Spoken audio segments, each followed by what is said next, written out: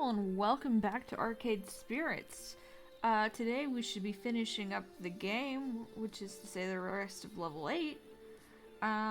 So I might take a little break before I start on Ashley and Teo's routes. Maybe play a little something else. I do need to rework my Dragon Age Let's Play because I recorded quite a lot of footage and all of it has really bad sound. So I may be redoing that after this. I also have a few other games, so hopefully people will be excited about to watch me play. I'm not sure if I'm going to go back to Life is Strange 2 or not, but I have Tell Me Why, I have Life is Strange Before the Storm, I have Grim Fandango. So hopefully people will be excited to see those and to watch them and see how I react to those for the first time playing. Yeah, let's jump into the finale. Sure, Naomi. Count on me, I told Raven. Count on me to dive headfirst in something I've only recently started dipping my toes in. I don't like people. A person can be great, and I love chatting with someone on one-on-one, but teeming masses, large crowds, faceless anonymous cyber audiences? Yikes. I'm trying to be better about this. I mean, I have to be.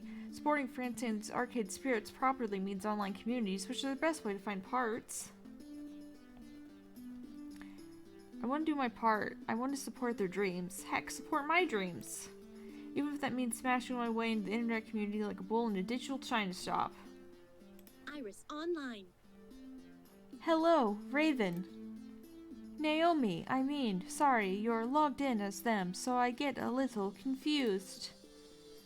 The chirpy voice of Raven's digital assistant brings me out of my own inner world. A glance down on my phone shows the smiling face of Iris, a glowing cartoon on an LCD screen. It's so exciting to be able to work with you. Normally I'm a one-user gal, but mixing things up can be fun. Oh, okay, let's see how to do this. Hey Iris, launch web browser. Browser open. Where to? Hey Iris, load IKTTP://www. You don't have to preface everything with, Hey Iris, I understand you just fine. Oh right, I keep forgetting that Raven's app is surprisingly responsive to normal human speech. Iris starts opening apps on my behalf, getting a browser ready to go. I refocus on my phone, trying to ignore the others in the restaurant around me. Okay, so load up the Quarter Pumpers community forum. My account there is... Nope. No, we shouldn't use your account. I can generate a bunch of throwaway accounts for the forums you want to post to while looking for Sue. It's safer that way. Oh, right, I definitely want to be safe. We're safe, right? You're on a public access point in the middle of a Greasy Spoon diner. Plus I'm behind 7 proxies, so good luck finding who we really are. Oh, thank you. Am I really thinking an app? No problem. Forum online, generating an account, blah blah, captcha. I am not a robot. LOL. We're ready to go.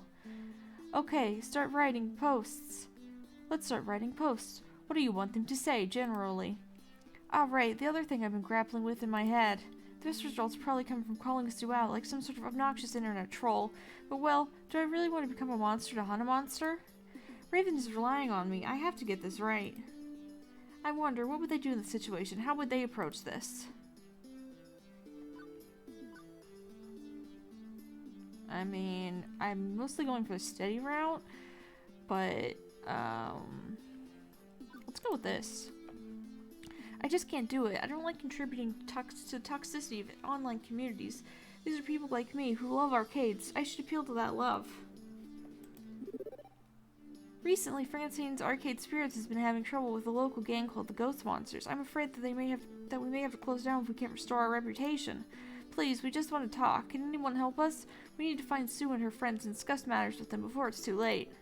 Help a fellow arcade in need. We all love games. Even Sue loves games. So let's work together to make a bright future for all arcades everywhere. Thank you for your time. Sounds good. Oh, what a heartfelt plea. I like it. I hope it works. Okay, now to get this posted. Please, we just want to talk. Can anyone help us? One by one, pop-up windows automatically open as various fake accounts repost the message across related communities. Please, we just want to talk. Can anyone help us? Okay, now we sit back and wait for some responses to come in. And you really think we'll be able to provoke a response? 99.97%. 99.97% sure, near absolutely. I have to say, I'm impressed with how much effort everybody's putting in on this. I can tell from your voice print analysis that you're not totally comfortable right now. I am sitting on a hard plastic diner seat.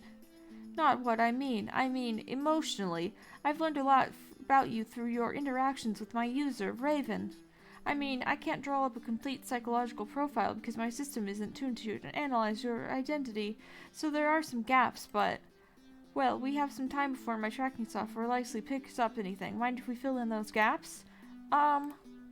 This is weird. Okay, so I know Raven talks to their phone like it's a person, so I'm not too surprised to find it talking back to me like a person. What am I supposed to... What I am surprised about is that I want to talk too. Something about Iris is just so personable. Kinda nice, you know? Well, what did you want to talk about? About your spirit. What drives you? Why you do what you do? I'm designed to understand people's spirit, hopes, and dreams. That way I can better assist them in being realized. Why go out of your way to help Raven? Help me understand. What is it about them that has you willing to go the extra mile like this? It's kind of complicated, maybe. Or maybe not. I have a hard time feeling comfortable around people. I can do friendly. I mean, I'm friendly with the folks in the Funplex from Francine's Arcade Spirits, yeah, but... around Raven, I feel like I can just be me. I can say anything. I don't feel the need to think and rethink about how I'm fitting in socially at every given point. Raven just started out being like another person working at the Funplex, but gradually, it's like I began to understand their dream, and so did they for that matter. And our dreams are very much the same. We both love the arcade. We both wanted it to grow. I consider Raven a good friend. We care about the same things. I'm willing to do what it takes to make our dream come true. Input processed. Thank you for your assistance. I'm glad my user has people like you in their life. And if you ever need some digital assistance, don't hesitate to call on me. Wow! Wow, I guess I should probably open an Iris account for myself if it's this useful. Well, sure, but the free version has a few restrictions. When you have pizza on a bagel... Notably, you may need to be aware that when you have pizza on a bagel...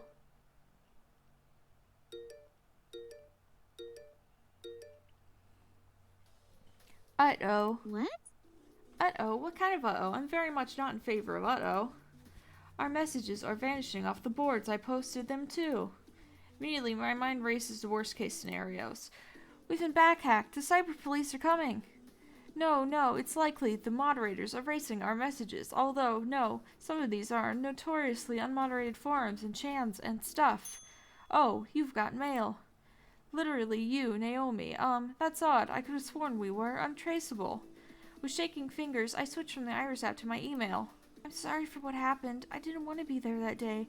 I didn't want to hurt your arcade. Honestly, neither did Sue. But you can't draw attention to us like this. We're trying to lay low. Sue's in a very bad situation right now, and you're just making things worse for us all. If you want to come talk with us as a friend, if you're willing to keep an open mind, I'm attaching our address to the message. Please don't come if you're going to start trouble. Things are bad enough as is. Wow. Any idea where the message came from? I could try to trace it if you want. On second thought, no. I think we've risked enough today. Can you add that address to my contacts? Certainly, Miss Naomi. Thumbing through my contacts list, I confirmed the address, as well as the name. A very surprising name. Iris, did this name come with the address info? Yep. Why? Whoever sent this message, they clearly wanted us to know this. Sue's real name. Hoo boy. I'm not sure if this makes things better or worse. Okay, I think we have exactly what we need. Time to go home. Already? But we've been having so much fun. I understand, though. We should get back to Raven. It's been a pleasure working with you.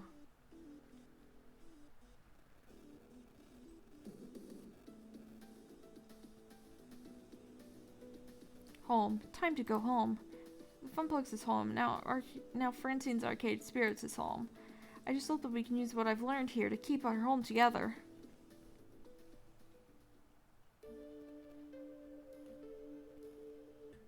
I awakened to the sounds of pain, more specifically the groans of pain escaping from my own throat. Apparently getting shot in the leg hurts. Hurts a lot. Sleeping on the second-hand employee couch probably not the finest choice for rest. Snap was a definite necessity, however. I'm not operating at full speed anymore, and won't be for a few weeks to come. But sleep didn't make my muscles any less achy. If anything, I've got a headache on top of it. Joy of joys. But right now, I got 99 problems, and my physical condition ain't one. The fate of Francine's arcade spirits is what matters most. Beep, beep. Beep beep. Raven, you should probably be getting up now. I'm up. Goody. So have you given any thought to how you're going to win over Sue's favor once you go confront her? Well, usually I just sort of stumble through these things and decide stuff like that on the fly. Ooh. That's no good. You know those intense identity situations I've been tracking? The ones where you can't take certain approaches that don't mesh with your personality? What, like where I can't go for broke if I'm a cautious kind of person? Well, it's not so much that you can't, more that you shouldn't try something that goes against who you are as a person. People will see right through it. And I'm betting Sue will know if you're play acting at something you aren't. This will be a super intense identity situation, only one way through. When time comes, you're going to have to take a stand based on your highest personality score. Not more numbers and systems. It's for your own good, Raven. I'm just trying to help you make decisions that will save Francine's arcade spirits, and that means being true to your spirit. And what's that mean exactly? According to my calculations, right now your best bet for how to convince Sue is to be steady. You're level-headed, honest, and open. One smart cookie. You can outsmart Sue while being true to yourself. If I don't want to take that approach, it's a bit late to change who you are as a person, Raven. Remember, my numbers and scores only help me understand who you are. Who you are is who you've chosen to be. It's a causal relationship. But with the help of your friends, you can maybe get some ideas, nudge things around a bit until you feel confident taking a different tactic than your usual one. Speaking of your friends, here's one now. Hello. Wakey, love. I'm pleased to report a successful sortie against the enemy. Could you use less war metaphors? They're scary. It seems Naomi's mucking around on the internet paid off. Someone within the ghost monsters reached out to us, gave us the information. Curious, isn't it? I'm afraid there's an additional wrinkle, however. True, we may have their location, but we also have Sue's real name. I'm guessing it's not Sue? Oh, it's certainly Sue. Tsunami.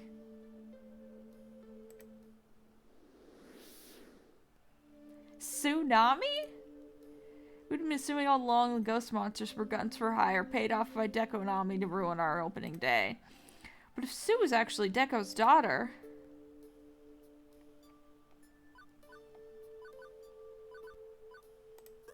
Tsunami? Seriously? Deko should be tried in the hog for this one. Poor kid must have gotten it from all sides growing up with that kind of name. No wonder she turned to a life of crime. Maybe I'll be lucky and she'll be bad enough to punish him for that name by drowning him in a tidal wave. Maybe, maybe not. No way around this now. Okay, this changes everything. A sticky situation just got stickier, eh? The foul fellow was her father. Rather unfortunate. Truthfully, I'm not sure how this changes our plans. I know I'd sooner eat glass and backstab my mom and pa, personally. Still, we do what we must, yes? You and I will deal with this new wrinkle when the time comes. I'm coming with you, of course. You'll need somebody with a car to haul you out there, yes? Pretty sure the bus doesn't have a stop marked gang territory, no. But you've already put your life on the line for this arcade once. Somewhat literally. I'll not let you do this again. If it turns violent, I'm getting you out of there, understand? You mean too much to me to allow a repeat episode of opening day. I'd rather neither of us risk our lives. If it comes to that, I agree, we run for it. It'll be potentially banding Francine's arcade spirits to its fate, but... Indeed, we must keep our heads about this in this matter. Well... It pains me to say this, but it's just an arcade, Raven. You mean more to me than this place, or Moopy, or damn near anything, honestly. We must have long, happy lives together. No matter the misfortune, we'll have that, I promise you.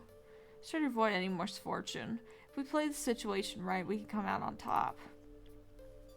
Iris told me I only get one chance at this, and I need to go with whatever I do best.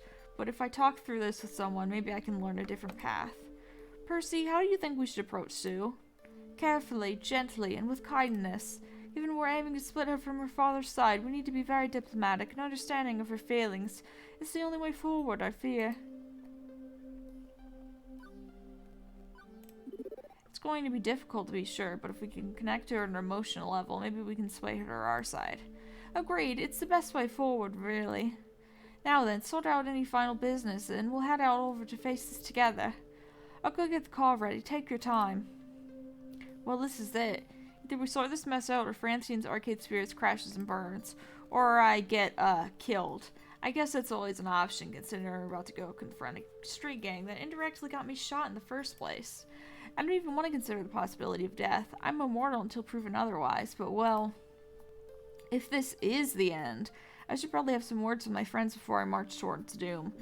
If only to get their opinion on how I should approach Sue. Grabbing my crutches, I swing my way out to the arcade proper to track down some folks.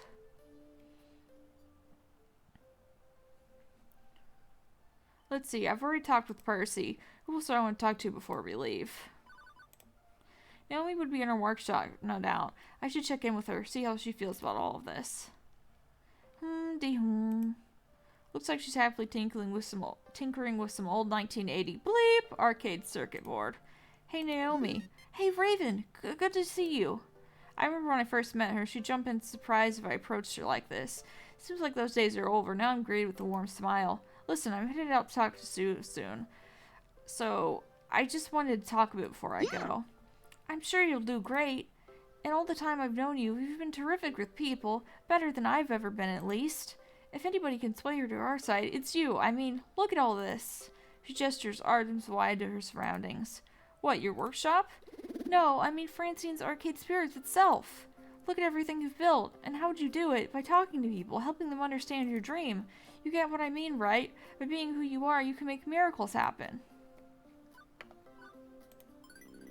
I think that's overselling me a bit. All I do is speak honestly and speak true. I'm clear with how I feel, and that seems to get the job done. The question is whether or not a steady hand will be enough to convince Sue. I'm not a miracle worker. You don't have to be a miracle worker to be a solid worker, someone who makes things happen. Don't be so humble that you downplay your own accomplishments, Raven. I know what it's like to cut yourself down a peg, scared of being too proud. It's easy to fall into that trap. So when I say you're a great person, take the compliment. Okay then. So how do you think I should approach Sue? Well, if it was me, I'm not happy with how they ruined our opening day. Honestly, I'm downright miffed about it. I'd probably go at him like a fireball, because I'm downright fierce. But I know that probably wouldn't work. Taking the high road is a better path. You've got a steep hill to climb here, making her flip on not only a partner in crime, but on her family. So you're going to have to try to understand her heart. She kept saying she likes our arcade. Play into that. Be kind, understanding, and empathetic. Challenging her ego and insulting her is definitely not going to work. Playing nice makes sense. You're right. I'll consider it. Believe me, I kind of want to kick her teeth in, but I know that's wrong. Even if we're never friends, we have to at least try to understand her.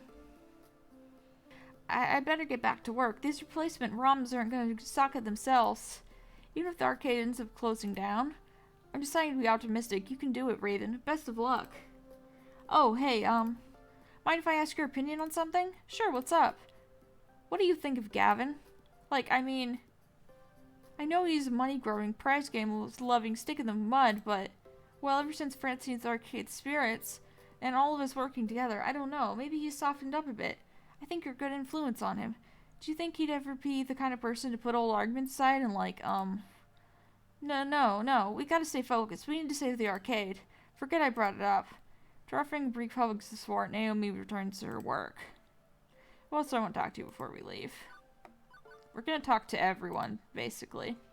Because it'll get us some extra points in, which will be nice. I find Gavin looming large over the arcade floor behind the ticket desk. Seems like he was expecting me. So our complications have developed complications. Seems to be the case. And you'd like my advice on the matter. Seems to be the case. Be clear with Sue, be honest, and be ready to rise to whatever challenge she poses to you. Perhaps. If you let her make the first move, you can counter-move through improvisation.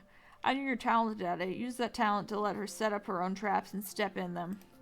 Treat her with respect, but in the end she's just a kid. You can outthink a teenager, I'd like to believe. Take this matter seriously. If you take the situation seriously and approach with a clear mind, I've no doubt you'll win the day. Agreed? Sounds about right. Going ready to form a strategy based on the conditions on the ground, then play out that strategy with a calm hand. Precisely the way I'd handle it. You know, when you first came to Funplex, I had serious doubts about you. I'd assumed you'd just fill a seat and do low-level labor while I focused on higher-order management tasks. So I've largely kept my distance, or tried to, at least, out of professional respect. But I can't help but have come to know you over the time we've spent together. You're not a minimum wage trainee any longer. You've taken opportunity and run with it, developing not only the Funplex, but a whole new arcade as well. I know we're facing a difficult challenge. I'm not going to blindly assume everything will be just fine either. Certainly. But I know that if this is possible, if we can stave off bankruptcy, you will be capable of doing it. Thank you, Gavin. I'm glad I've earned your respect. I've worked hard to get all of us where we are today, and I don't intend to let any of you down. Of that I have no doubt. All that remains is for me to wish you the best in your efforts tonight. Do Francine's arcade spirits proud. Do us all proud. We're all counting on you, Naomi especially. I swore to protect her dream once, even if I've been inadequate at the task, unable to truly understand her heart. I hope she can forgive me for my earlier mistakes now that we're pulling together for Francine's arcade spirits. I must admit a fondness. Have you told her that? Well, no, but perhaps I should. Ahem. Not that I mean to distract you, as you were. I also want to talk to you before we leave. Ashley's wander around the arcade floor, practicing what I can only assume are magical girl final attack sequences. Aren't you out of costume for that? Ashley finishes up a twirl before addressing me. Nah. You can take the magical girl out of the outfit, but you can't take the magical girl out of your heart. Plus, I'm practicing for the final boss fight. Aren't you ready? What? Raven, you did role-playing games, yeah? Doesn't this feel like you're about to enter the final boss fight like in every RPG ever? Look, you've gathered up all your teammates, see also us, your friends, and we've all hunkered down in a deep, damp cave, see also Francine's arcade spirits, and we're also having this epic sentimental chat about winning or losing. I couldn't be more spot on. What if? Although I do wonder what class you'd be, Raven. As long as Sue doesn't metamorphosize into a six-winged, floating half-torso of a monster, is Gregorian Chance play in the background, I think I can handle it. Speaking of which, how are you gonna handle it? I have a few options floating around in my mind, but I was checking in with the others to see what they recommend. If it was me, I'd try to take down the final boss. If it was me trying to take down the final boss, I would give in to Sue's spunk and sass. Make it a bizarro final fight by playing to Sue's sense of adventure. Joke around with her. Maybe if we match up her antics with ours, we might just beat her at her own silly game. No one can outplay me. I'm Raven, arcade manager and all-around cool kid. I've got puns and jokes for days. That's what I'm talking about. There's no way to lose with that attitude. But also, I know something else, which is to always trust Raven. Yes! Whatever you end up doing, I know you're going to save Francine's arcade spirits, and consequently us all. Isn't that a little too hopeful? There is a very real chance I can fail this. This isn't some game, this is real life. Of course I realize that. But I gotta have hope. I believe in you, even if you don't believe in yourself. And here's where I get really sappy. Ever since you came to the Funplex on that day, you've affected us all. You've changed all our lives. And mine. For the best. For the better, of course. I've been watching you grow and change into this person before me, and you inspired me to do the same. To become the person I want to be. So Raven, no matter what happens in there, just know that you've made friends here. Friends that'll last a lifetime. Ashley, you showed me the ropes on how to be a floor attendant. Without your guidance in those early days, I think I would have gotten eaten alive. True, I remember Gavin and Naomi being particularly hungry that day. But seriously, floor attendant friends gotta stick together. And just so you know, you've been a tremendously amazing friend. Ashley twiddles her fingers for a second and then deviates from the seriousness. Well, I know you've got things to do before the big fight. Just make sure you're stocked up on potions and don't forget to have the correct weapons equipped. All I have is this crutch. Did you see the stats on it, though? Crutches do double damage to pesky teenagers. Good to know. And Ashley? Yeah, Raven? Thanks for being so bright in this dark hour. You got it, friend. Now go out there and kick all the butts. Obviously, Queen Bee is playing Fist of Discomfort, right? I make my way to the FOD cabinet, and I'm no way surprised to see you're playing. Although this time it's out with the fancy rig and camera setup. It's just her. Come on! Ugh. I bleeping hate playing against the AI. It's no challenge at all. I could do this with my bleeping eyes closed. Hey kid, jump in here and be my opponent. I know better than to do that, Queen Bee. You would pulverize me inside and out, and I'd be nothing but a human flesh puddle by the end. Sort of like how you're gonna take down the Deco family? Huh? Queen Bee deftly hits a button combination, which officially takes out her AI enemy. Moving herself from the cabinet, she pulls at her jacket, straightening it out. I'm imagining you going into Sue's hideout, kicking down the front door, guns a-blazing, yelling at the top of your lungs, and challenging Sue to one final showdown. What do you think? I think you've been talking too much with Ashley. Her imagination is rubbing off on you. Listen, Sue's a gamer, and we know she's got a bit of a competitive streak, right? Be confident and throw down against your best bleep talk. She won't be able to fight against it. She'll as easily see we're superior to Daddy Dearest. You're right, Queen Bee. Once Sue sees my guts, and hopefully not my literal guts, she won't be able to do anything but side with me. Kid, I believe in you. And as one of the four heavenly kings, I endorse you. In fact, I wouldn't have furthered my career as a pro gamer if it wasn't for you. When you first showed up at the Funplex, I thought you were going to be easy fodder for me to crush beneath my heels. This is supposed to make me feel better? Hold on a minute, kid. Let me finish. But as I got to know you, we aren't just another fan. You are a true fan. A true friend. Sometimes when I'm frustrated, I look to you for inspiration. Me, but I'm just Raven. Not bad. Yeah. Bleep, right? Watching you overcome your fears and fight for Francine's arcade spirits, it makes my soul burn. It makes me realize I can overcome anything, too. Even my most hardcore battles. So when you got in there tonight, don't have any doubt. You're a bleeping badass person. An even more badass friend. Queen Bee, I'm so happy to have you as a friend. You've shown me the wild side of tournaments. Victories combined with a whole lot of swears. I never had the chance to experience that if not for you. You are too sweet, kid. I'm glad you got to see what it's like to be an esports superstar. But seriously, you're the superstar. Okay, I can't handle any more of this mushy friendship talk. It's gonna ruin my reputation as the most radical person here, and we can't have that. I don't think anyone believes you are less than radical. Thanks, kid. Now go and do your thing. Oh, don't forget to kill him dead tonight. As I'm about to retort, she beats me to it. I mean that literally, not figuratively. Ta! Who else do I want to talk to before we leave? There's one place I just know I'm going to find Teo. And when I get there, he's already on stage grooving to the beat. It's exactly like the day I first encountered Teo. Not a care in the world besides the BPMs and the flashing lights surrounding him. Never skip a day, do you? Even when impending doom is nigh? Even when we're about to go head to head with Sue? I think I might have missed a couple days when I got the flu once. But seriously, just thinking about you facing off against Deco's daughter worried the heck out of me. That's why I hopped onto Showtime's stage to quell that anxiety. Dancing is a good way to clear the mind and work off any stress. Teo wipes the sweat from his brow as he hops down from the arcade to the cabinet to join me on the arcade floor. Teo's carefree nature sheds, and he looks me dead in the eyes. Raven, you don't realize how you've impacted us all, do you? I know it may not seem like it, but all of us have been impacted by what you've done for us and for our arcades. Thank you. We're all super grateful, especially me and my crew. You've helped me grow my community of dancers and kept us from harm. Even when we tend to break the fire codes. I feel like you took the charge for that. I just provided a place for you all to play Showtime stage. Exactly. Without you, my crew? No, me. I wouldn't have been able to grow without your guidance.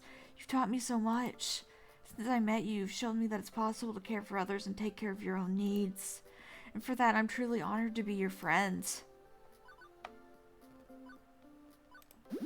I don't normally give myself enough credit, but I do pride myself on caring for others. It's sort of my jam. It feels good to care about people, and I'm going to continue to do so.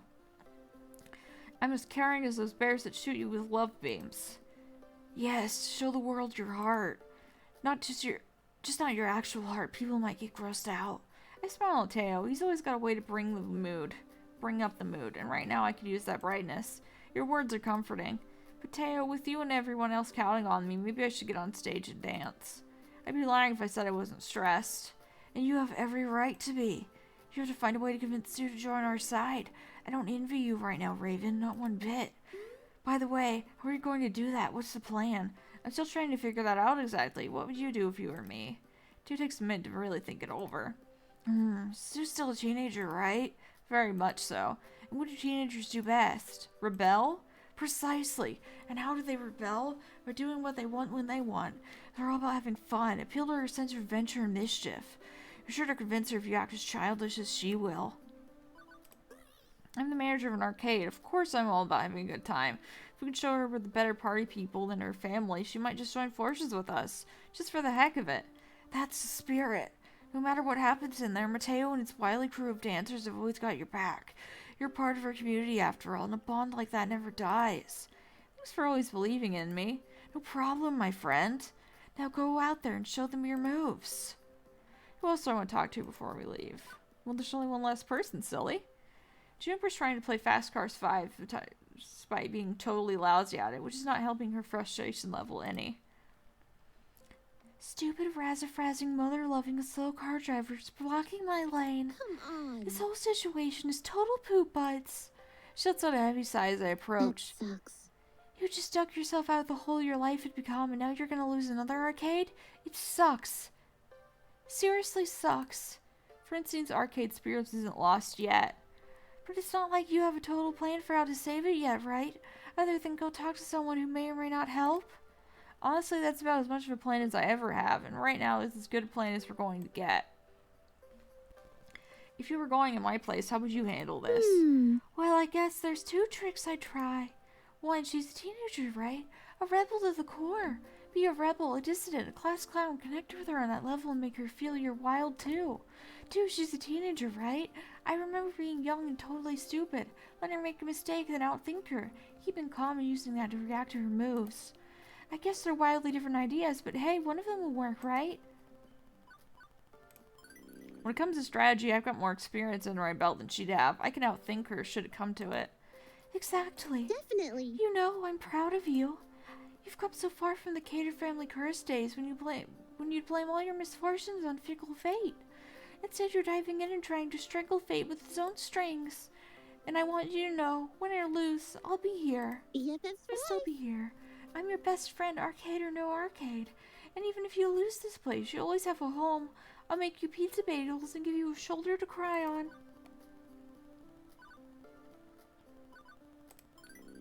I haven't lost this fight yet, Juniper. Put the microwave on hold. We're having proper tacos when I turn victorious from this challenge.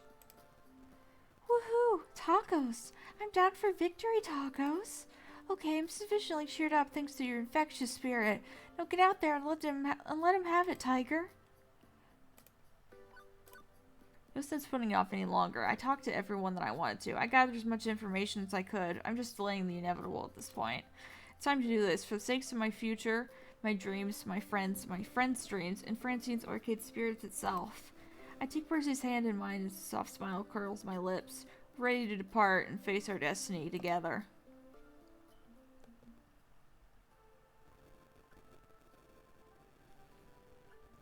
It's a short trip across town. Before we know it, we're standing outside Ghost Monsters HQ, a rundown warehouse in the bad side of town. A wooden sign, long since fallen off the side of the building, identifies it as belonging to Nostalgia Commodities, Inc. Not a particularly welcoming locale, is it? I doubt they'll invite us in for tea, either. Why would anyone want to live in such a squalid hole? Do you think we're a better place for a street gang to lay low? Odds are Deco owns this building anyway. Correct. Nostalgia Commodities, Inc. is a wholly owned subsidiary of Deco's Palace, LLC. Lovely. Well, once more into the breach, eh? I've faith in your success. I'll largely stay quiet, let you handle the talking, but if I spot a moment where I can aid in our victory, I'll speak up. Shall we play then? I sigh once, looking over at my companion. I'm sure glad I'm not going at this alone. I'm never so sure, but I know what I have to do. I slip down on my crutches, armpits resting on the padding as I prepare to enter the belly of the beast. Hey, listen. Iris, kind of about to be in the middle of something here. I know, and I've spontaneously reprogrammed myself to include a new measurable metric which should be useful for your mission. I call it the incredibly right indicator of success, or IRIS for short. Hey, when you have a great acronym already, you may as well use it. I'm going to start analyzing Sue's vocal patterns once you step in there to determine how close you are to convincing her. That way you'll know if you're on the right track or if you need to try something different. Let's take a look at your current score. Currently, you have 0.0 chance of success. Yay? Well, okay, that's probably a little bit disheartening, but think of it like, if I walked away right now, I'd fail miserably instead of I'm doomed. But, speaking of doom, well, since there is a chance you can actually fail this time rather than be assured you can mumble your way through the problem, would you like me to back up your data first? Yes, let's do this in case we fuck up, because I've never played this kind of steady route before. I've played the kind route, I've played the quirky route. Let's see how steady does. You are now ready to proceed. Good luck. Taking a deep breath, I swing my way into the warehouse on my crutches with my companion beside me.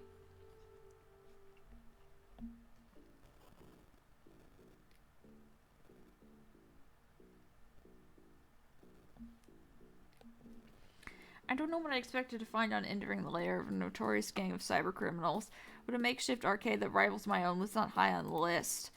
If this is dumping ground of a warehouse for Deco's industry, it makes sense though, a place where old arcade games go to die, turned into a playland for punks. A disorganized maze of games litters the ground floor, poorly lit and barely functional. Only some of the screens are on, and many have serious ghosting and burn-in. As for the ghost monsters themselves, the good news is they haven't noticed our arrival. As I look up, I can see them on the second floor in the catwalks. Huh, they seem distracted. That's good news. The bad news? They're distracted because they have a visitor. Unfortunate. How unfortunate, I have to say, Sue. I'm extremely disappointed in you. It's hard to get a good angle from down here, hidden in the shadows, but it sounds like the old man's ranting at his daughter in his usual passive-aggressive way. I could stay hidden and eavesdrop on their conversation, gather some more information, or I could announce myself and barge in on them. Both are risky. What makes the most sense for how I'm going to handle the negotiation we're about to have, though? I motion for Percy to stay quiet as we lurk in the shadows below the catwalks above. You should be out here doing what you agreed to do, not hiding away in your clubhouse. A clubhouse I pay the rent for, I should add. You want to keep your little playhouse, yes? Little playground, yes? Hard for me to do with some competitive rises to hurt my bottom line. Pay attention. Look at me when I'm talking to you, Sue. I'm trying to explain how the world works. Pay attention. Yes, Dad. It's hard to tell from this angle, but I could swear she said that through gritted teeth. There's a certain forced tone to it as well. Am I not generous? I don't ask for much, I feel. I look the other way when you and your friends cause trouble. I bail you out of jail. I let you skip school as often as you want. All told, I feel I've been a lenient father who understands and appreciates his daughter's inclinations. Like you know the first bleeping thing about me. What was that? I'm sorry I keep changing Sue's voice. I don't know what kind of voice I want her to have. Speak up, I can't hear you. And don't look to your little friends. Look at me. Reluctantly, Sue's eyes meet with her father's. Yes, Dad. I'm sorry, Dad. You understand, yes? All I want from you is so very, very little. It's what you'd be doing anyway, really. Go back there and keep causing trouble for Francine's arcade spirits. Or do you really want me to pull back all my support of your little gang, leave you twisting in the wind at the mercy of the cybercrime task force? Of course not, Dad. I'm sorry, Dad. I think I'm starting to understand the situation. She's under his thumb, but not my choice, and she hates it. Good. Now then, why haven't you finished the job? Oh, come on. I almost bleeping died thanks to invading lovely chainsaw turf. If we go back there... I'm hearing excuses, Sue. I thought you were made of stronger stuff than that. Some delinquents are chasing you away. Really? How are you going to eventually inherit my empire if you can't stand up to some school brats? Like I want your damn empire. Pay attention. Speak up, I said. Quit looking at the floor. We lock eyes through the metal grate flooring she's standing on.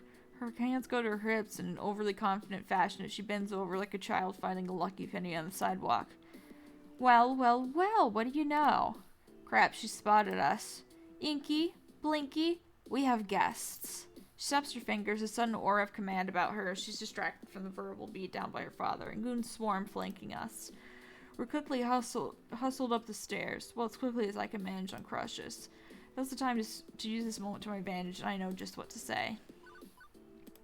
I can't say I was expecting to find you here. What would your shareholders say if they knew where you spend your evenings? Deco's face twists in a grotesque blend of anger and fear. What in the hell? I can't be seen here. If any records end up online. Jeez, Dad, relax. Clyde? On cue, Clyde steps up from the shadows, their fingers dancing over their phone as they concentrate on the screen. Both of them have phones. One has an Iris Assistant loaded. We're blocking their outgoing data streams. There should be no verifiable data of this conversation uploaded anywhere. I can't stop Raven's Iris from hearing you, but I can hijack their account if you need me to, so we can manually wipe their memory. Just say the word. We'll see. Thanks, Clyde. Clyde nods in agreement, backing out of the spotlight. Happy now, Dad? You're clear. Quit freaking out. As you like. Not that it matters. My business with this mixed cater has already concluded. I was more courteous to you when you spat in my face. More than courteous to you. It's clear we will never see eye to eye, and I have nothing more to say to you. Actually, we're not here to talk to you. I came here tonight to have a chat with, wait for it, your daughter. Timing is everything. How did you? Well. You're a resourceful one. A squeaky clean arcade industry titan can't let anyone know about his hooligan daughter, can he? No. So I've had to keep that under wraps. Good work sleuthing it out. I was hoping I'd see you again. You run a great arcade. You treat me and my friends with respect. And you take a bullet from me? Class. That's a class operation there. I can be totes honest with you when I say I didn't want to ruin your arcade. It rocks. All that snazzy neon, all those great games, all that fun. I didn't want to trash your big moment, but, well... She casts a sidelong glance at her father. Didn't exactly have a choice, did I? I didn't want to come back and cause you more trouble after that, so I stayed away, figuring I'd done what I had to do and could leave it at that. But you didn't finish the job. Francine's arcade spirit still stands. Not that it matters, I suppose, nor does this little last-ditch effort to save it. I see your game, Mixcator. It's as obvious as the sad little strategic moves you've made so far to keep your arcade afloat. Sadly, nothing you say or do will save Francine's arcade spirits from my inevitable takeover. This is simply how the industry works. Now, Sue, it's your time to finish what you started. Sue shifts her attention from her father back to me. It's hard to read what she's thinking, but I have to think of something to calm the tension. I step forward, my fist clenched, ready. Before the words escape me, someone is by my side. Honestly, Mr. Nami, we could stand around here tossing insults back and forth all night, but that doesn't change one fact. We're not standing in the middle of Deco's palace. This is Sue's home, not yours. She's the one with the real power in this scenario. Seriously? If you think you could come here and convince my daughter to turn on me, you're sorely mistaken. Sue knows I'm the only thing standing between her and numerous jail sentences. My power, my money, my presence. She knows I'm the one she can rely on at all times. Without me, what is she? Just a simple thief with simple friends. The Ghost Monsters exchange glances with each other, frowning and rolling their eyes, but they don't utter a word or move against Deco. They clearly want to pounce but hold themselves back. But I understand and support her. I appreciate her nefarious talents and nurture them. Oh, and I also put a roof over her head, feed her, and clothe her. I spare no expense. Of course, he's the kind of dude that's like, yeah, well, I pay for all your shit, so you must love and respect me. I hate you, sir. I hate you. In other words, she knows that I made her, and I can unmake her at a moment's notice. After all, Father knows best. Father knows all. And in the world of arcades, Deco Nami knows and controls all. You can't stop that. You can't fight it. And you can't win. Sue, if you would kindly show our friend the exit, as forcefully as you like, perhaps make a game of it. See if your buddies can wreck the other leg. Seriously, vindictive much? Do it. Ugh, fine. Inky, Pinky, bounce them both. Flick of the wrist, Sue gestures for her buddies to make us into street pizza. This is it. This is the moment. I need to say something that will convince Sue to do the impossible, to flip on your control freak father. It has to be something true to my core, to who I've become as a person. It's time for Raven Cater to pull up one more rabbit out of a hat. That's your strategy? Toss us out? Surely you can come up with something more clever than that.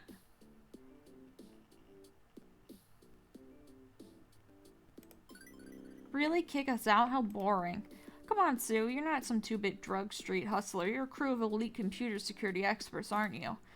I'd like to think your idea of putting someone in their place is a bit more involved than just beat them up and make them go away. Or am I overestimating you? Sue raises a hand to stop her goons. What? Don't listen to the simpleton. They're not worth your time. Raven showed me respect. I don't forget respect. Only fair to hear them out in turn. I like to think I'm smarter than the average crook, yeah? We roll online and off with skill and style. And we're not generic goons for rent, Dad. So no, I'm not going to bounce Raven like a basketball off the pavement. Not yet, anyway. So tell me, Mix Arcade Czar, what did you have in mind? How do we settle this issue? Okay, I've got my chance, but I'm going to let her make the first move, play into her ego, outwit her, and then overcome. I'm not the sort of person to rush into something. Better to react to the conditions on the ground and come up with a winning strategy. Well, how do you normally settle disagreements around here? It's your arcade and your rules, I'll follow them, just as I expect you to follow the rules in my arcade. Well now, looks like we got ourselves someone with a fever, gang. Ghost monsters perk up on hearing that. Not sure if this is a good thing or a bad thing. A foolish fool. Why are you even entertaining the notion of the possibility of the mirror stop taking this fool seriously? I swear, if you... Shh, hush now, the adults are talking. Eager for the upcoming challenge, a trio of beefy ghost monsters loom large over Deco, who opts to hold his tongue for now while his daughter continues. See, in my arcade, we settle disputes with games, and my favorite one, we'll take a look down there. It's kind of a maze of games, isn't it? We probably should keep them in nice, neat, organized little rows, but screw it. A maze is more fun. So here's what we're going to do. There's 4 Pac-Man plush dolls down there at each of the 4 corners of the maze. All you have to do is search the maze and collect all 4 dolls. Of course, it won't be as simple as that. My gang will be guarding the dolls, and if they spot you, the chase is on. And then they beat the crap out of me? Come on, it's a game. We play tag, not curb stomp. All they'll do is tag you. If you grab a doll, that neutralizes its guard, but if the guard tags you, the doll is lost, and you gotta move on to another one. Score all 4, and I'll absolutely entertain the notion of the possibility of the mirror's thought of taking you seriously. Heck, since you've been a darn good sport so far, I might even take you seriously if you don't grab them all. I run the show, not you. You think you're smart enough to beat the fever? You think you can outmaneuver my gang? Then put up for shut up. Do you accept my rules? Not like I really have a choice, but sounds good. We kind of got a problem here, see? I raised my crutches for emphasis. No helping it. Yeah, guess it wouldn't be fair, huh? And since you're volunteering to play fair, I need to play fair in turn. Sue snaps her fingers and Clyde rolls in a wheelchair. Thankfully, it's in decent enough shape. Not one of those rusty, creaky old wheelchairs that you probably find quietly rolling down the hall in a haunted mansion. You can, use this. This is a medical supply warehouse before we moved in, see? You and your little friend Percy there can work as a team. Since you're 1.5 fully mobile players, heck, you've got the advantage. Except that playing a massive game of tag while in a wheelchair leaves me completely at a disadvantage. That's hardly fair. Okay, sheesh. We'll say they have to tag you, not your partner. There. Now you have a bodyguard. Okay, ghost monsters, take your positions. Dad, you and I can watch from up here. Wonderful. Clearly he's not enthused by the shenanigans, but Sue's been ignoring his protests so far. Doubtful she'd stop now. The gang is at least nice enough to carry the wheelchair downstairs, depositing it at the start of the maze for me. Percy helps me and grabs the handles and gets ready to push. And now let this round of fever commence. Let's save again. I live in fear of this, but let's fucking go. Okay. I got a good look at the layout from above. I know where we need to go, and thankfully with all the games running, we've got plenty of distraction, noise, and light to keep us stealthy. Many of them are busted, but some are loud and busted. Even with a handicap being stuck in a wheelchair while Percy pushes, we can do this. I look up at Percy for support. I do believe Sue has underestimated us. As a professional movie player, determining optimal paths and avoiding foes in a maze while collecting treasures is literally me. Quite good. I know exactly how we can approach this. If you want to try something different, by all means, but I'll make suggestions as we go based on my expertise. Got it, Percy. Thanks for having my back.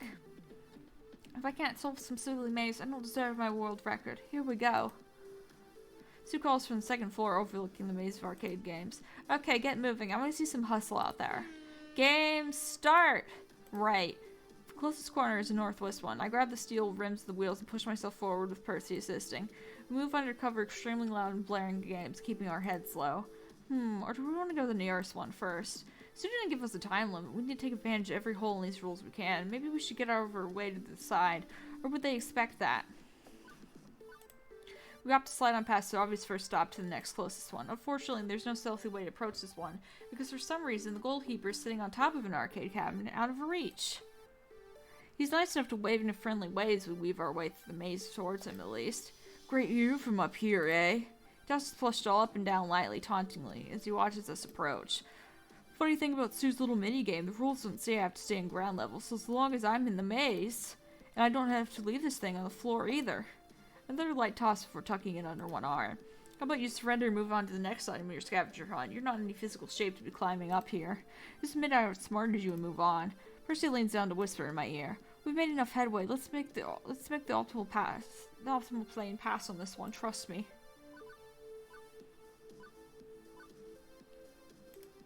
I can't help but chuckle a little when I realize how I can win this. What are you laughing at? It's over, Raven. I have the high ground. Fucking screenshot that. Which is already creaking and teetering from supporting his weight. If someone was to say slam their wheelchair under the cabinet, what? I nearly catch the plushie as it flies out of his hands. It's a terrible wreck to be certain. The game's cabinet utterly smashed. Pinky hit another game on the way down and he's groaning in agony. Foul play. -1 point penalty for unnecessary roughness. What? I got the plushie. The whole point is making a game of tag so nobody gets hurt. Pinky, you okay? I think I broke something. Penalty stands. Damn, defeat natural draws a victory. Time to move on. Which goal do we tackle next? Probably good that we put this corner off for later. By the time we approach it, Blinky's left his post, too antsy and eager to explore the maze. I can see his designated plushie unguarded. No, it can't be this easy. Between the cabinets, I can see the flash of his red clothes. We're being hunted. Clever boy. If we make a dash for the goal, he'd be ready to pounce us from the side. Percy whispers just quiet enough not to be heard over the beeping games. I see him too. I don't suggest we split up. Instead, let him chase us. If I take the reins, we can run him into the ground. I know the optimal path for escape and return. How do we handle this? Run for it. I direct the way as Percy pushes the wheelchair along. We move his unit with Blinky hot on our heels. Can't run forever, doofus. He's right, of course. But if I remember right, I can navigate us around the maze, running him in a tight loop back to the corner where the doll is waiting for us. Although here on ground level, its game's whipped by me in mad dash. It's getting hard to figure out exactly where in the maze we are. Left turn here. Now right. Straight through. Honestly, Percy's directing most of our dash. He's got a better sense for running mazes than I do. It makes a far more optimal loop back to our starting point than I could have, relying on the pinpoint turns of the wheelchair to leave Blinky farther and farther behind. Ah ha ha! If Stella could see me now, she'd love this. Funnel dash and I scoop the doll off the floor long before Blinky can catch up. Point get. Blinky, you're out. Damn it! He catches me an angry look before stalking off. But in the end, I've won the match. Which goal do we tackle next? I managed to approach stealthy enough, but something's off. Hyde is just, well, standing there, not seeking me out, tagging me, not moving from that one spot. Not even very well defended. We could approach from a few angles. The plush doll is resting between two joysticks, easily reachable. There's even a gap in the maze wall there, where two arcade games are very close together. I won't even just strain to lean past the games and scoop it up. They have to know this isn't much of a strategy. What's going on? Percy's just as puzzled as I am. He leans down to whisper. I don't trust this. It's a trap. Let's rely on diplomacy this time, eh? This is a trap. It's a blatantly obvious trap. Clyde's the least burly of the ghost monsters, the one who has no choice but to outsmart us in a physical contest. So any angle of attack is one love considered. And above all, I don't think they want to fight. This is an invitation not to failure, but to dialogue. So I motion for Percy to wheel me in, slowly and obviously. Hello? Hello, can we talk? Okay. talk. Let's pull the trappings of this game aside, boil everything down to the core of what's going on. This isn't even a contest between myself and Sue, it's a contest between Deco and Sue. Either she falls in with him again, or she finds the strength to cast him aside. Ask yourself one question, give me a simple answer. Who do you want to win, Deco or Sue? I paused before speaking. Sue? And then wordlessly they hand me the doll. Oh, Clyde, come on, you gotta put up a fight. Clyde does twitch a bit when Sue's disappointment is audible, but resolute, they raise their eyes to meet mine. Please don't think badly of her. She's a good person at heart. Excuse me? Politely, Clyde nudges past us on their way out of the maze. Which goal do we want to tackle next? Okay, love you, baby. Be back soon. As we make our stealthy approach, Inky is just finishing a phone call, putting away his smartphone with a slightly cracked screen. Damn it, if we approached him sooner, maybe he would have caught him before when he was distracted. His doll is just sitting there on the floor out in the open. What's more, he's content to loiter nearby, rather than hunting us down and giving chase. We can't just run in, he'll see us coming. This is some non-linear thinking. How do we get access to the doll? Percy seems to have an idea, whispering it to me, barely audible over the din of game noises. We passed a few outlets back there. The kids don't know how to keep the power stable to these old games. I bet we could black out this whole quadrant of the maze. Then we rush in and take the doll. Sound good. What do you think?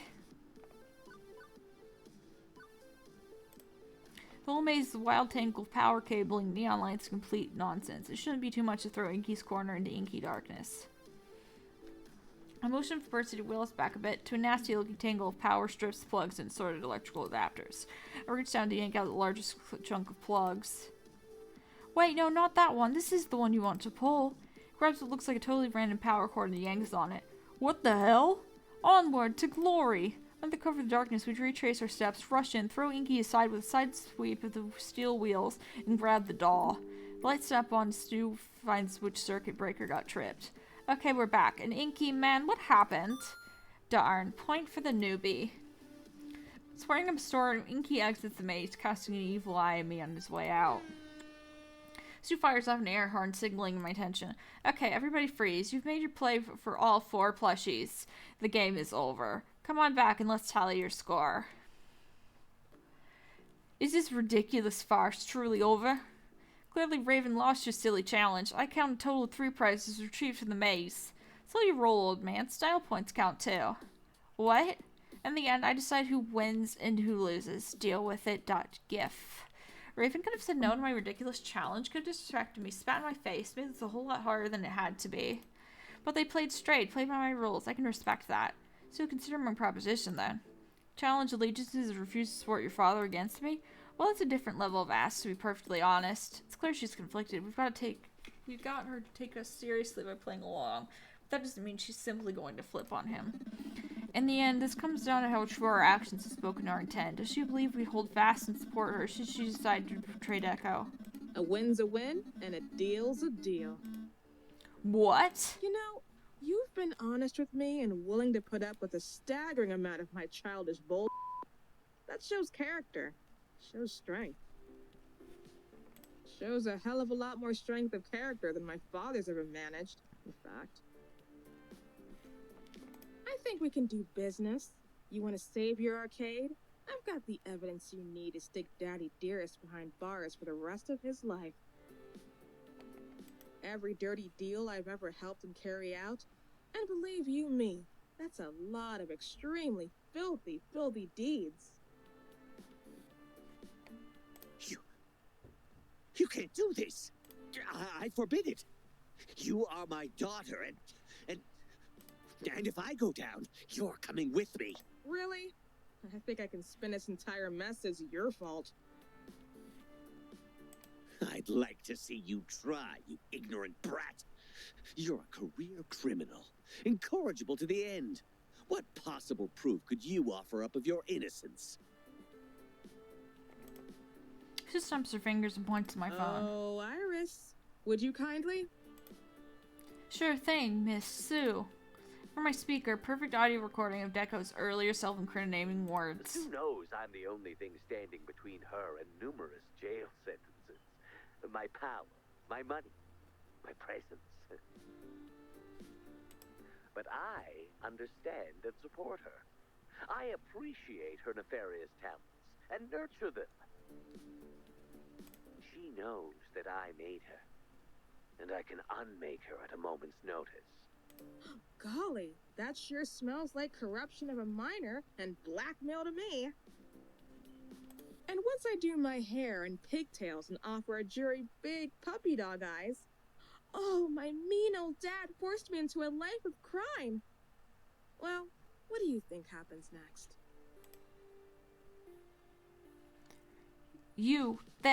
No, that's impossible. You said you blocked all recording devices. I said I couldn't block Iris from functioning, just block her from uploading her recordings anywhere. She was still listening this whole time.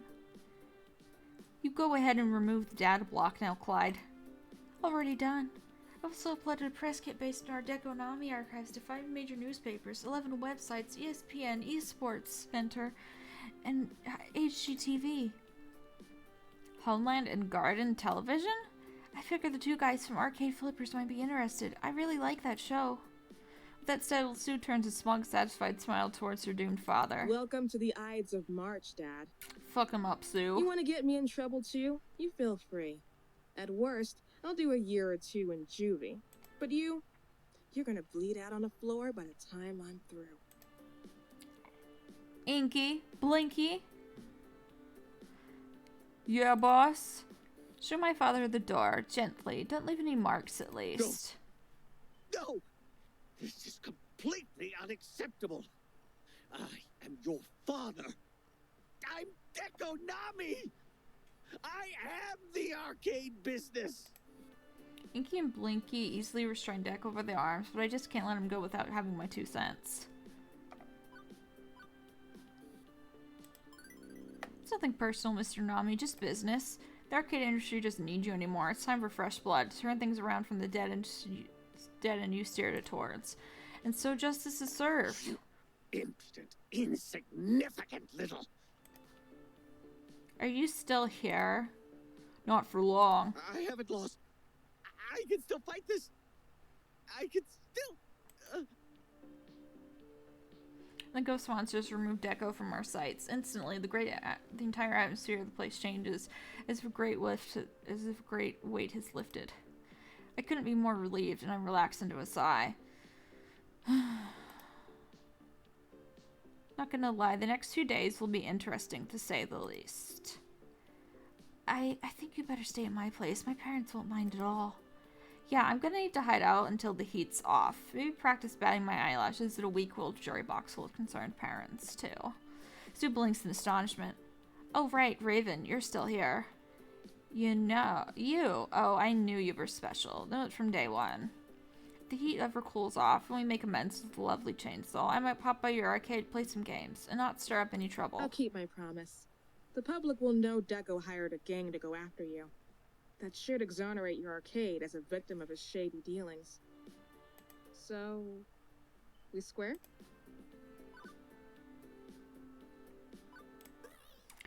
Square? We're square, circle, rhombus, and octagon. We're up, down, left, right, B, A, square. Sweet. Well, it's been a funny sort of day, hasn't it? From defeat to victory, all in such a short time. It's enough to make your head spin, the speed at which life with you seems to move. I, for one, will welcome life quieting down some. Long stretch of days, years, perhaps, in which you and I can enjoy our lives without so much hassle. And you'll live to see those glory years, no doubt. Yeah. I think I'm ready to live a full and proper life with you. Hmm. I love you.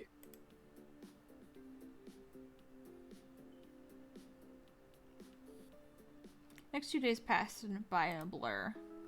That morning, we had press crowding around the doors of the arcade before we'd even opened. Sue's care package of bad news that went up the wire caught their attention.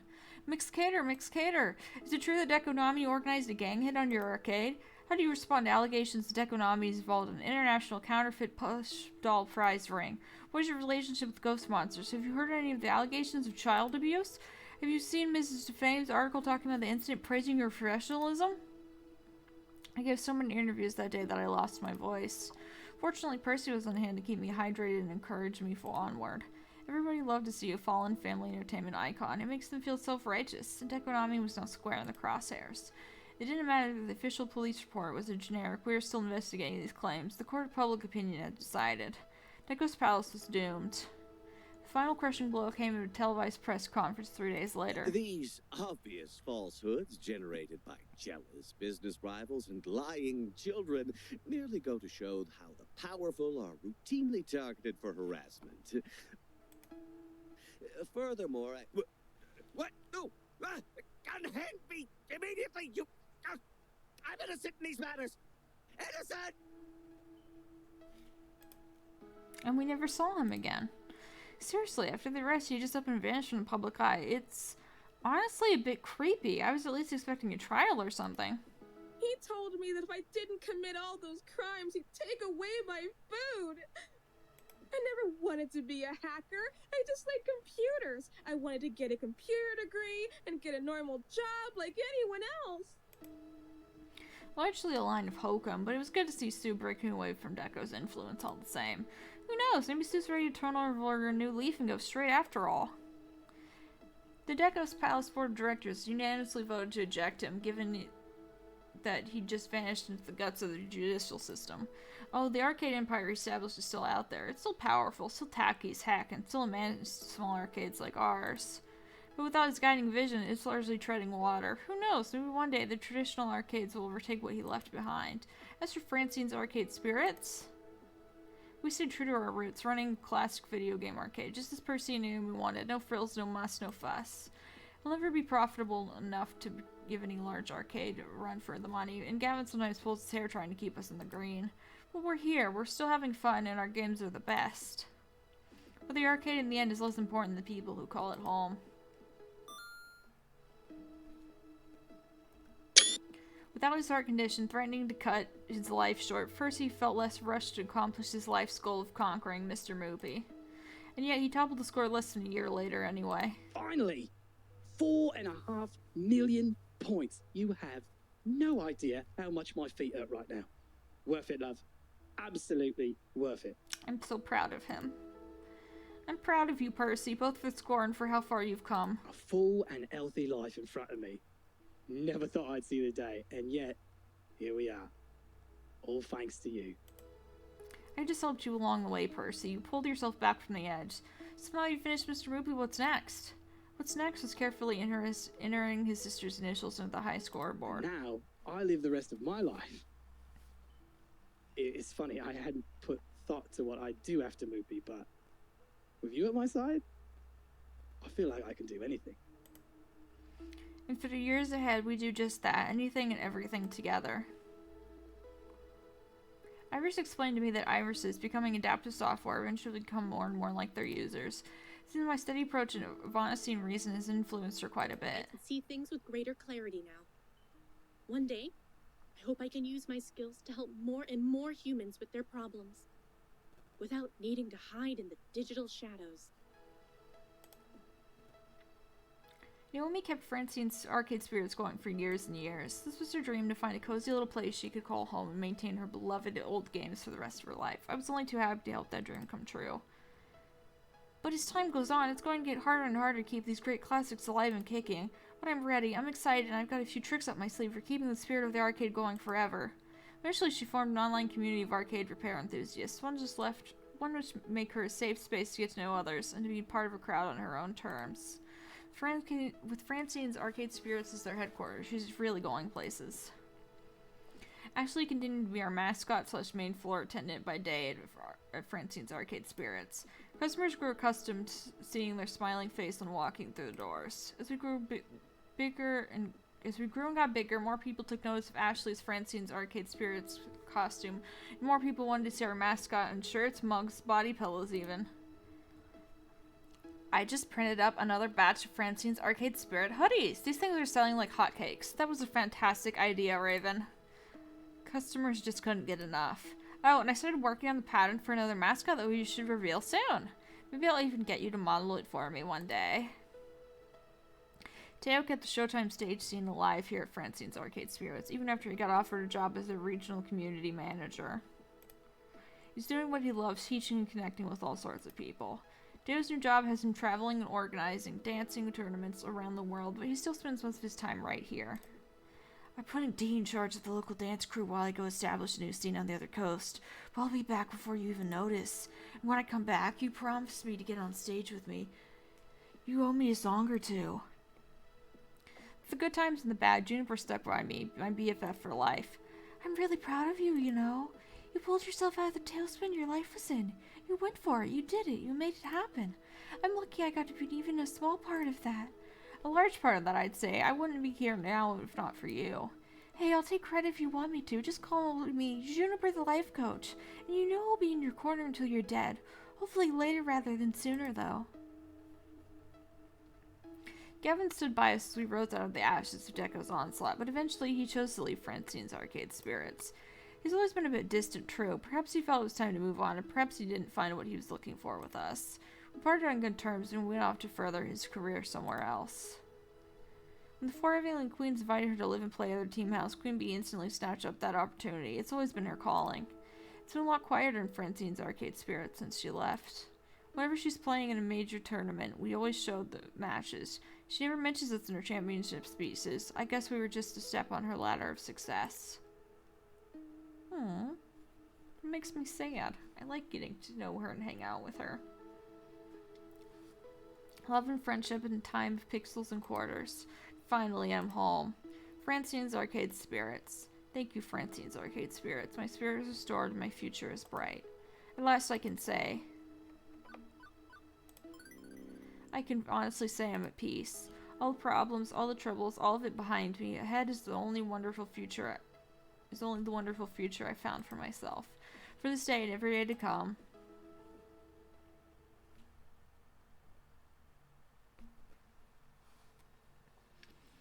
And that's it. That's the end of the game. I really hope you guys enjoyed this game as much as I did. I had so much fun playing it. This is the third time I've played through it. And I will probably be playing through it again here soon. Oh hey, I know Mark Mir. Isn't he like Dude Shep? I feel like he's Dude Shep. And I think Danielle McRae is the voice of the red character from Monster Prom. Hell yeah. With some cool people on here.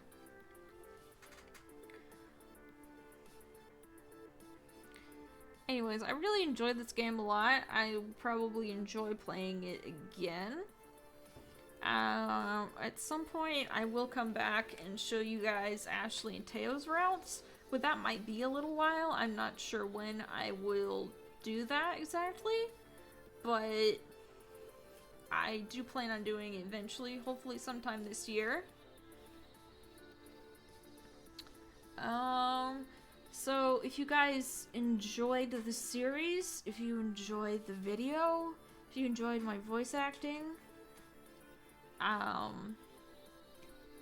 if you have any suggestions for other dating sims I should play, if you want to talk about Percy's route, if you want to talk about your favorite route, what have you, feel free to comment. And it would really kick ass if you guys would hit the like and subscribe buttons. It really helps my small channel grow. Maybe if you're feeling generous, maybe tell your friends about my channel. Just whatever. Yeah. We're getting to the end of the credits here, I think. Yeah,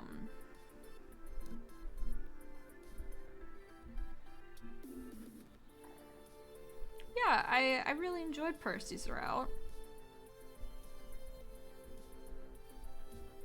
You seemed like a big sweetheart. Always a sucker for a British accent, mind you.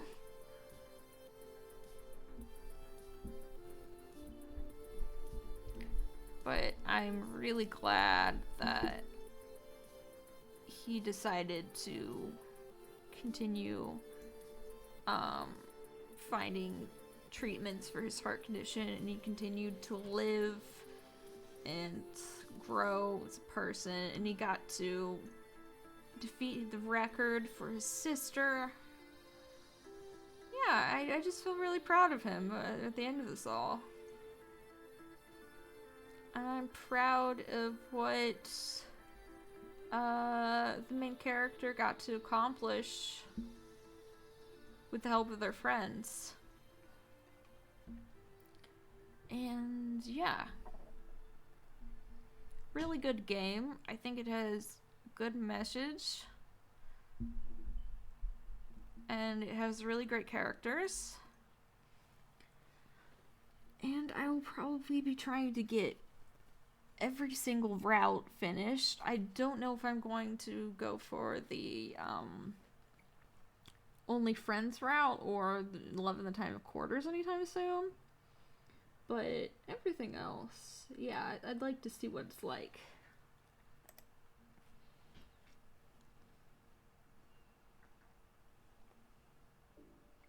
This is outrageous. I demand to speak with my lawyer. Hello? Hello? Can anyone hear me? You can't do this to me. I'm well aware of who you are. Good, then you know I can afford a lawyer who can run circles around you, whoever you are. True, if you were officially under arrest. Technically, this facility does not exist, neither do I. What? You can't do this. If you prefer, I can hand you over to the police. There's a cybercrime task force that's eager to get their hands on you. But if you'd like to avoid a lengthy prison sentence, I have a proposition for you. I'd like to know about a tiny, tiny little detail buried in all those leaked files your daughter's posted online. Specifically the 1980 bleep playtests. The what? I'm afraid you have me at a disadvantage. You know damn well what I'm talking about. Sinuslosion's Pride and Joy. You hosted secret playtests of that game. Oh, those tests. Sorry, but I don't see what help I'll be. I only played a minor role. Once the test was over, the machines were shipped out to other locations. Exactly. Against our authority, Sinuslosions distributed their prototypes. And you're going to use all your connections, all your leverage, every drop of what little influence you have left to help us find our property. Polybius is our project, Mr. Nami, and we want it back.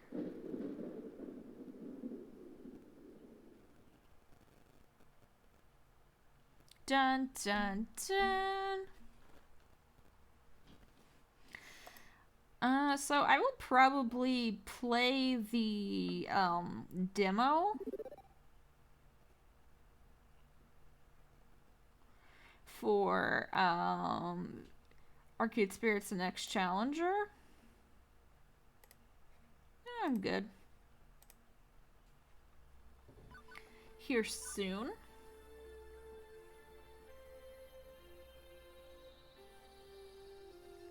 So, that might be, I might do that later. I might record that later today or tomorrow or something. But, yeah,